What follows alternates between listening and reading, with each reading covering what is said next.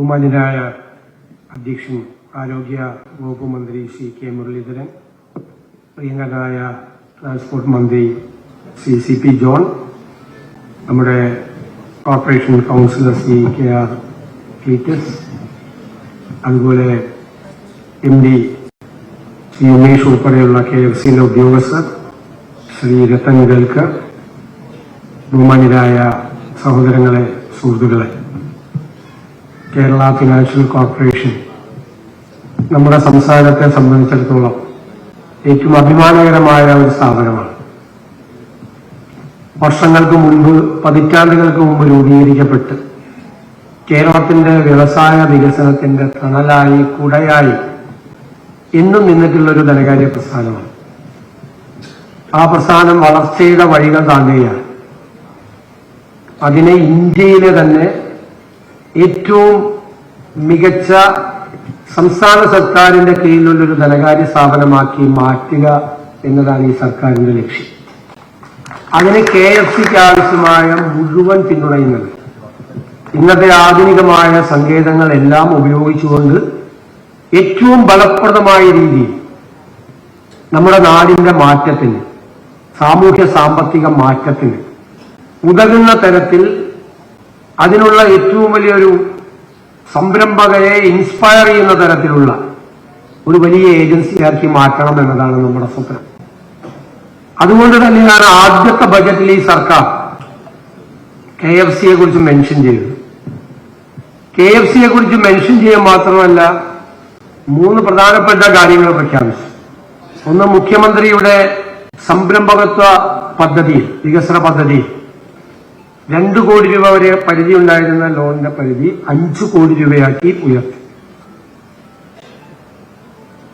സംരംഭകർക്ക്, അതിലെ chief promoter 50 വയസ്സായിരുന്നു പ്രായപരിധി, അത് 60 വയസ്സാക്കി.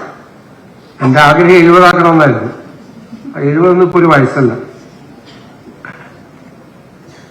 അതുപോലെ 50 കോടി ഉള്ള വലിയ വായ്പകൾ അത് 100 കോടി രൂപ വരെ ഉയർത്തി.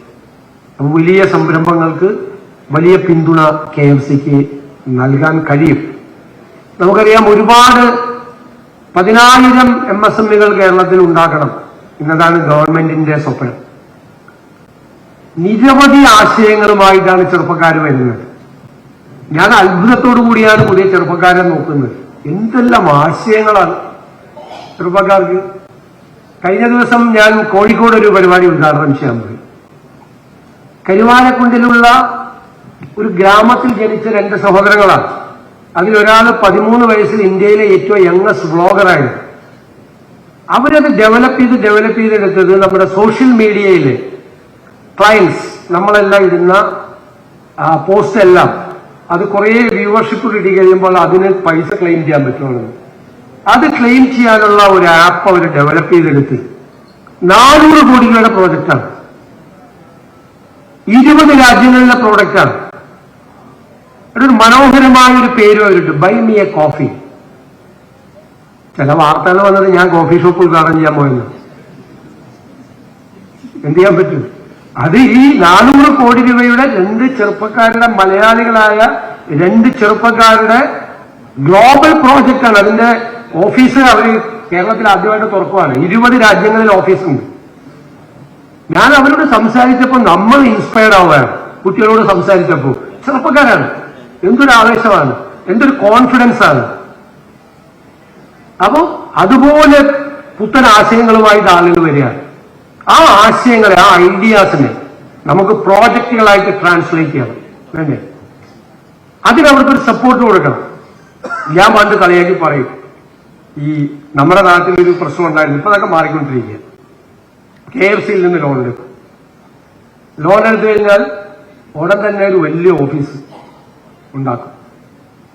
അത് കംപ്ലീറ്റ് എയർ കണ്ടീഷനൊക്കെ ചെയ്ത് ഭയങ്കര ചെയറൊക്കെ ഇട്ട്, കറങ്ങുന്ന കസേരയൊക്കെ ഇട്ട്, ഭയങ്കര എക്സിക്യൂട്ടീവ് ഇരിക്കുന്നത് പോലെയൊക്കെ സെറ്റ് ചെയ്ത്, പണ്ടത്തെ കാലത്ത് കുറെ ഫോണെല്ലാം വെച്ച് കുറെ സ്റ്റാഫിനെയൊക്കെ അപ്പോയിന്റ് ചെയ്തു. ഇത്രയാകുമ്പോഴേക്കും വർക്കിംഗ് ക്യാപിറ്റലിനുള്ള പൈസ തീരും. 6 മാസമായി കഴിയുമ്പോൾ, 6 മാസമല്ലേ, ഇപ്പൊ 3 മാസമാണ്. 3 മാസമാകുമ്പോൾ ഇവിടുന്ന് നോട്ടീസ് വരും. അപ്പോഴേക്ക് ഈ എന്താണ് സംരംഭം എന്നുള്ളത് തുടങ്ങാനുണ്ടാവില്ല. അത് അവർക്കൊരു ചില ബിസിനസ്സിന് അത് വേണം. ചില ബിസിനസ്സിന് ചിലപ്പോൾ വല്ല ട്രാവൽ ഏജൻസിയോ വല്ലതൊക്കെ ആണെങ്കിൽ അതുപോലെ ചില ഷോ ഓഫ് ഒക്കെ വേണ്ടിവരും. ഞാൻ പറയും, അന്ന് ചെറുപ്പക്കാരോട് പറയും, നമ്മള് ഗുജറാത്തിലെ വഡോദരയിലെ കൂടി പോയിട്ടുണ്ട്, നമ്മുടെ കൊച്ചിയിൽ കൂടി പോയിട്ടുണ്ട്, പശ്ചിമ കൊച്ചിയിൽ.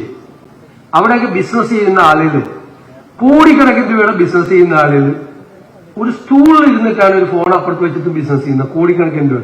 അവർക്ക് അത് മതി. ആ സ്റ്റൂൾ തന്നെ വലിയ ഇൻവെസ്റ്റ്മെന്റ് ആകുന്ന മറ്റൊരാൾ ആ സ്റ്റൂളിൽ ഇരിക്കുന്നത്. ഞാൻ പറയും, കളിയാക്കി ഒരു പത്രക്കെട്ടുണ്ടെങ്കിൽ അതിന്റെ മീതെ ഇരുന്നത്. അത്രയും ചെലവ് കുറച്ച് ഒരു ഓഫീസ് പോലും ഇല്ലാതെ ബിസിനസ് ചെയ്യുകയും ചെയ്യും, അല്ലെ? അപ്പൊ നമ്മൾ ഏറ്റവും കോസ്റ്റ് ഇഫക്റ്റീവായിട്ട്, ഒരു കോസ്റ്റ് വളരെ കുറച്ച് ഒരു ബിസിനസ് സംരംഭം തുടങ്ങാൻ പറ്റും. പിന്നെ ഒരാളൊരു ആശയമായിട്ട് വരികയാണ്, ഞങ്ങൾ ചെയ്യാൻ ഉദ്ദേശിക്കുന്നത്, അയാൾ ചിലപ്പോൾ ടെക്നിക്കൽ നോഹവ് ഉണ്ടാവും, പക്ഷെ മാനേജ്മെന്റ് അറിയില്ല, മാർക്കറ്റിംഗ് അറിയില്ല. We are going to provide a management mentor. ഏത് ഗ്രൂപ്പിൽ നിന്ന്? സീനിയർ സിറ്റിസൺസിന് ഒരു ഡിപ്പാർട്ട്മെന്റ് ഉണ്ടാക്കിയിരിക്കുകയാണ് കേരളത്തിൽ, ഇന്ത്യയിൽ ആദ്യമായി. ആ ഗ്രൂപ്പിൽ നിന്ന് എക്സ്പീരിയൻസ്ഡ് ആയിട്ടുള്ള ഒരാളെ അവിടെ പ്രൊവൈഡ് ചെയ്യും. ചിലപ്പോൾ മാർക്കറ്റിംഗും മാനേജ്മെന്റും ഇവര് നല്ല താല്പര്യം വരും, പക്ഷെ ടെക്നിക്കൽ ഇതുണ്ടാവില്ല, സപ്പോർട്ട് ഉണ്ടാവില്ല. അപ്പൊ നമ്മളൊരു ടെക്നോ മെന്ററിനെ കൊടുക്കും. ആ ഫീൽഡിൽ നിന്ന് റിട്ടയർ ചെയ്ത എക്സ്പേർട്ട് ആയിട്ടുള്ള ഒരാളെ പ്രൊവൈഡ് ചെയ്യും. അതിന്റെ ഒരു പാനൽ ഗവൺമെന്റ് ഉണ്ടാക്കാൻ പോവാം, കുട്ടികളെ സഹായിക്കാം. അപ്പൊ രണ്ട് ഏജ് ഗ്രൂപ്പും തമ്മിലുള്ള ഒരു ഇന്റഗ്രേഷൻ നടക്കും.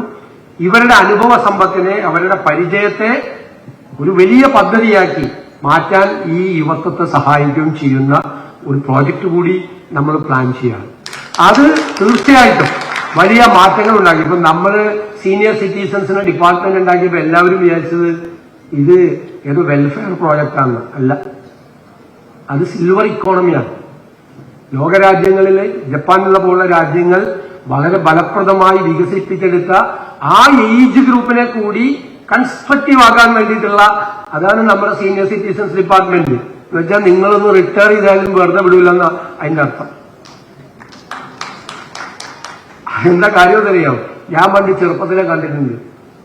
ചെറുപ്പത്തിലെ സ്കൂളിലൊക്കെ പഠിക്കുമ്പോൾ റിട്ടയർ ചെയ്ത ആളുകളെ സഹപ്രവർത്തകർ കൊണ്ട് വീട്ടിലാക്കും. വൈകുന്നേരം അറിയാലോ, റിട്ടയർ ചെയ്യണ ദിവസം നെഞ്ചത്തടിച്ച് നിലവിളിക്കും വീട്ടുകാർ. ഞാൻ കണ്ടിട്ടുണ്ട്, ഇപ്പില്ല. അതിന്റെ അർത്ഥം നിങ്ങളോട് തീർന്നെന്നാണ്. പിന്നെ ആളുകളാണെങ്കിൽ നേരെ ഒരു ഈസി ചെയറിലൊക്കെ നിന്നത്, ആ ഈസി ചെയറിൽ ഇരുന്ന റോഡിൽ കൂടി പോകണം, ആ കൂടി വന്ന് വിളിക്കും. ഒരു പണിയെടുക്കില്ല. സ്ത്രീകളാകുമ്പോൾ അടുക്കളയിലേക്ക് ഒതുങ്ങും. അതല്ല, ഇപ്പൊ മാറ്റം വന്നു തുടങ്ങി. കാരണം നമ്മുടെ നാട്ടിൽ ഡെമോഗ്രാഫിക് ചേഞ്ചസ് ആണ്, ജനസംഖ്യാപരമായ വൺ റെവല്യൂഷണറി ചേഞ്ചാണ് നടക്കുന്നത്. നമ്മൾ 2036 ആവുമ്പോൾ ഈ ലൈഫ് എക്സ്പെക്ടൻസി കൂടുകയാണ്. സീനിയർ സിറ്റിസൺസിന്റേത് ഇപ്പോഴുള്ള 19% 38% ആവുമെന്ന് പറയുന്നത്, ഡബിൾ ആവുമെന്ന് പറയുന്നത്. അത് നാഷണൽ പ്രൊജക്ഷനേക്കാൾ വളരെ കൂടുതലാണ് നമ്മുടെ കേരളത്തിന്റെ. ആ ഏജ് ഗ്രൂപ്പിനെ കൂടി തീർച്ചയായിട്ടും അതിൽ വളരെ ഏജ്ഡായ ആളുകൾക്ക് നമ്മൾ കെയർ ഗിവിംഗ് ഒക്കെ കൊടുക്കേണ്ടി വരും. അതിനൊക്കെയുള്ള സംവിധാനങ്ങൾ നമ്മൾ കെയർ ഗിവേഴ്സ് കോഴ്സ് ഒക്കെ തുടങ്ങുന്നുണ്ട്, ആരംഭിക്കുന്നുണ്ട്. അപ്പോൾ എല്ലാവരെയും സമർത്ഥമായി നമുക്ക് കൂട്ടിയോജിപ്പിച്ചുകൊണ്ടുള്ള നല്ല ആശയങ്ങളെ പ്രോജക്റ്റുകളാക്കി മാറ്റണം. അപ്പൊ അവർക്കൊരു സപ്പോർട്ട് വേണം, അവർക്കൊരു ഫണ്ട് വേണം. 6% ഇൻട്രസ്റ്റിൽ KFC അവരെ സഹായിക്കുക. പക്ഷെ എനിക്കൊരു റിക്വസ്റ്റ് ഉള്ളത്, KFCയും അത് നോക്കണം. അതായത് നമ്മൾ ലോൺ കൊടുക്കുന്ന അന്ന് മുതൽ ഈ സംരംഭത്തെ നമ്മൾ വാച്ച് ചെയ്തുകൊണ്ടിരിക്കണം. അതിനുള്ളൊരു സംവിധാനം കൂടി ഉണ്ട്. പക്ഷെ കുറച്ചുകൂടി ഇഫക്റ്റീവായിട്ടുള്ള ഒരു മെക്കാനിസം കൂടി KFCയിൽ കൂടി കൊണ്ടുവരണം. നമുക്ക് ഒരു സംവിധാനം കൂടി ഇതെങ്ങനെ പോകുന്നു. അല്ലാതെ നമ്മൾ RR അയക്കാൻ വേണ്ടിയിട്ട് മാത്രമല്ല, പൈസ അടയ്ക്കാതിരിക്കുമ്പോൾ റിക്കവറി നോട്ടീസ് അയക്കാൻ വേണ്ടിയിട്ട് മാത്രമുള്ള സ്ഥാപനമല്ല. ഈ സ്ഥാപനം എങ്ങനെ പോകുന്നു എന്ന് വാച്ച് ചെയ്യാൻ വേണ്ടിയിട്ടുള്ള ഒരു സംവിധാനം കൂടി KFCയിൽ ഉണ്ടാകണം, ഇല്ലേ? അപ്പൊ അത് കുറച്ചുകൂടി ഗൗരവം അവർക്ക് വരും. അവര് ഡീറെയിൽഡായി പോവാണ്, ട്രാക്ക് തെറ്റി പോവാണ് എങ്കിൽ അവരോടൊന്ന് സ്നേഹപൂർവ്വം അവരെ ഉപദേശിച്ച് കെയർഫുൾ ആവണം, ശ്രദ്ധിക്കണം, ഇങ്ങനെ പോയി കഴിഞ്ഞാൽ ബുദ്ധിമുട്ടാവും എന്നൊക്കെ പറഞ്ഞ് നമ്മൾ അവരെ ഒന്ന് ചേർത്ത് നിർത്തുന്ന തരത്തിലുള്ള ഒരു സംവിധാനം കൂടി കൊടുക്കണം. എനിക്ക് തോന്നുന്നത് നമ്മുടെ കുട്ടികൾക്ക് വലിയ വിജയമുണ്ടാക്കി അവരുടെ സ്റ്റാർട്ടപ്പ് മിഷനുകളിലും വലിയ കാര്യങ്ങളിലെല്ലാം വലിയ മാറ്റങ്ങൾ അവർക്കുണ്ടാക്കാൻ കഴിയുന്നു. ഇപ്പൊ KFC നല്ല രീതിയിൽ പോവുകയാണ്. 100-ലധികം കോടി രൂപ ലാഭം ഉണ്ടാക്കി. അതിലെ ആസ്തിയുടെ സൈസ് എന്ന് വെച്ചാൽ 9,000 കോടിയാണ്. ഞാൻ ഇവിടെ വെച്ച് KFC MD-യുടെയും ഉദ്യോഗസ്ഥരുടെയും എല്ലാവരുടെയും സാന്നിധ്യത്തിൽ പറയുന്നു, ആ ആസ്തി 10,000 കോടിയാക്കി വർദ്ധിച്ചു. 10,000 കോടിയാണ്. അടുത്തൊരു പരിപാടിയിൽ പങ്കെടുക്കുമ്പോൾ പറയണം 10,000 കോടി ക്രോസ് ചെയ്തെന്ന് പറയണം. ആകണം. നമുക്ക് പിന്നെ അത് കഴിയുമ്പോൾ അതിനേക്കാൾ വലിയ ടാർഗറ്റ് വരും. കാരണം നിങ്ങളോട് ഞാൻ പറയുന്നു 6 to 1 year ഈ ഗവൺമെന്റ് വന്നതിന് ശേഷമുള്ള 6 മാസം മുതൽ 1 വർഷം വരെയുള്ള കാലത്ത് നിങ്ങൾ വാച്ച് ചെയ്തോ, സർക്കാർ പ്രഖ്യാപിക്കുന്ന കാര്യങ്ങളുടെ ഡെലിവറി ഉണ്ടാവും. ആ ഡെലിവറി ഉണ്ടാകുമ്പോൾ തന്നെ ആളുകൾക്ക് കോൺഫിഡൻസ് വരും. ഇപ്പൊ തന്നെ നമ്മുടെ സ്റ്റേറ്റിനെ കുറിച്ചുള്ള ആളുകളുടെ മിഥ്യാധാരണകൾ മാറിക്കൊണ്ടിരിക്കുകയാണ്. നല്ല മെസ്സേജ് നമ്മൾ പോകുന്നുണ്ട്, ഒരുപാട് ഇൻവെസ്റ്റേഴ്സ് വരുന്നുണ്ട്, ഒരുപാട് പേര് താല്പര്യം കാണിക്കുന്നുണ്ട്. ആ വരുന്നവരെ ഈ സംസ്ഥാനത്തിലെ അതിഥികളായിട്ടാണ് ഞങ്ങൾ കാണുന്നത്, ഇൻവെസ്റ്റ് ചെയ്യാൻ വരുന്നവർ. അതിനൊക്കെ അവരെ സഹായിക്കാൻ വേണ്ടിയിട്ടുള്ള ഏറ്റവും മികച്ച സംവിധാനങ്ങൾ നമ്മുടെ സ്റ്റേറ്റിലുണ്ടാവും. അപ്പൊ കൂടുതൽ സംരംഭങ്ങൾ, കൂടുതൽ ഉത്തരവാദിത്വം KFC-ക്ക് വരും. അപ്പൊ KFC-യെ കൂടുതൽ ചടുലമാക്കാൻ, ഏറ്റവും മികവുറ്റതാക്കാൻ, ഞാൻ പറഞ്ഞില്ലേ നമുക്കൊരു ഡ്രീമുണ്ട്. ആ ഡ്രീം എന്ന് പറയുന്നത് ഇന്ത്യയിലെ നമ്പർ 1 ഫിനാൻഷ്യൽ ഇൻസ്റ്റിറ്റ്യൂഷനായി നമ്മുടെ KFC-യെ നമുക്ക് മാറ്റി. നിങ്ങൾ എല്ലാവരും കൂടി ഒരുമിച്ച് നിന്ന്, നമ്മളെല്ലാവരും കൂടി സഹകരിച്ച് കമ്മിറ്റഡായി നമ്മൾ നിന്ന് കഴിഞ്ഞാൽ നമുക്കതിന് കഴിയും. അത് വീണ്ടും തണലായി കൂടയായി കേരളത്തിലെ സംരംഭകർക്ക് മാറട്ടെ എന്ന് ആശംസിച്ചുകൊണ്ട് മുഖ്യമന്ത്രിയുടെ സംരംഭകത്വ വികസന പദ്ധതിയുടെ 3ാം എഡിഷൻ ഞാൻ ഉദ്ഘാടനം ചെയ്തതായി അറിയിക്കുന്നു. നന്ദി.